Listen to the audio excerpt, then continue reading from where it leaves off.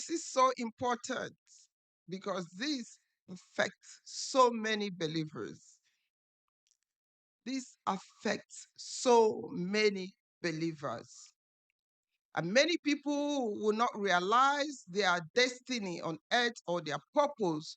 You know, when God creates us, apart from the fact He created all men to worship Him, but in addition to that, every person has a destiny. Everybody has a destiny. That's the purpose. You know, some people in the world, they call it talent. There are some talent God has embedded in you that you living on this earth, in doing that, you will flourish. In finding your purpose, you flourish. When you do not find your purpose and you just do whatever everybody else is doing, you will not succeed. And even if you thrive, you only thriving with a very slow pace.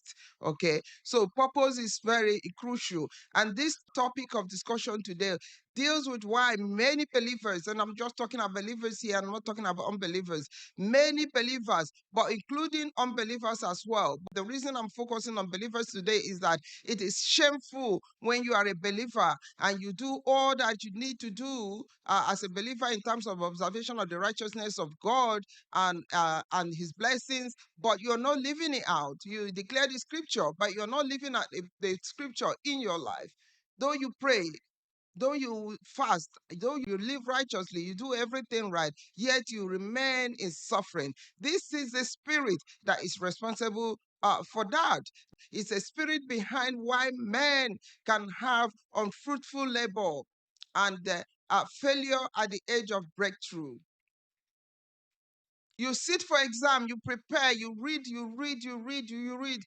And when the exam comes, nothing will come out of it. All your hard work. This one is called unfruitful uh, labor. And that is a scripture I want to use to talk about this unfruitful labor before I can proceed to talk about the spirit that is responsible and how to deal with that spirit. Psalm 127, verse 2. Now listen carefully what this scripture says.